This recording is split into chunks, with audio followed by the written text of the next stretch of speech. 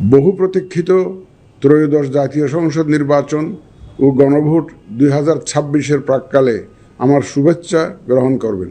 আগামীকাল ইতিহাসের অন্যতম গুরুত্বপূর্ণ এই নির্বাচনের ভোট গ্রহণ অনুষ্ঠিত হবে। এই ঐতিহাসিক মুহূর্তে আমি গভীর শ্রদ্ধার সাথে স্মরণ করছি মহান মুক্তিযুদ্ধে শহীদদের।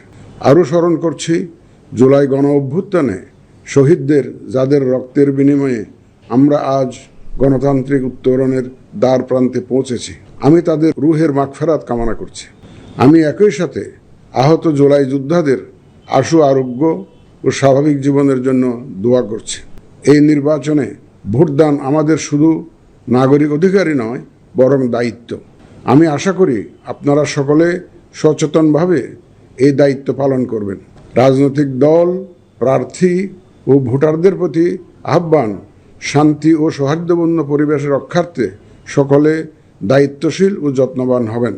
ভিন্ন মত গণতান্ত্রিক প্রক্রিয়ায় একটি স্বাভাবিক বিষয়।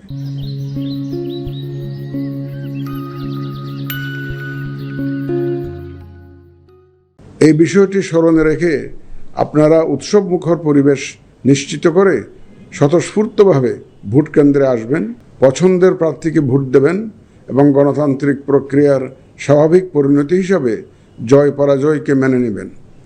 ভোটার, প্রার্থী, নির্বাচন সংশ্লিষ্ট কর্মকর্তা, আইন প্রয়োগকারী সংস্থা, সাংবাদিক, পর্যবেক্ষক, সেবা প্রদানকারী সংস্থা ও ব্যক্তিসহ সংশ্লিষ্ট সকলের কাছে অনুরোধ, ব্যক্তিগত কষ্ট ক্লেশ তুচ্ছ করে জাতীয় নির্বাচনের এই মহতী ব্যবস্থাকে সহযোগিতা করে সার্থক করে তুলুন। প্রিয় ভোটারগণ, আমরা শান্তিপূর্ণ ও উৎসবমুখর পরিবেশে নির্বাচন অনুষ্ঠান করতে চাই। যে কোনো অনভিপ্রেত ঘটনা মোকাবেলায় নির্বাচনী কর্মকর্তা, মাঠ পর্যায়ে কর্মরত বিচারিক ও নির্বাহী ম্যাজিস্ট্রেট এবং আইন প্রয়োগকারী সংস্থাকে সহায়তা করুন। আমাদের সকলের সম্মিলিত প্রচেষ্টায় আমরা একটি সুষ্ঠু, সুন্দর, শান্তিপূর্ণ ও উৎসবমুখর নির্বাচনের সাক্ষী হতে পারব, এই প্রত্যাশা ব্যক্ত করে এবং পুনরায় আপনাদের স্বতঃস্ফূর্ত অংশগ্রহণ কামনা করে শেষ করছি।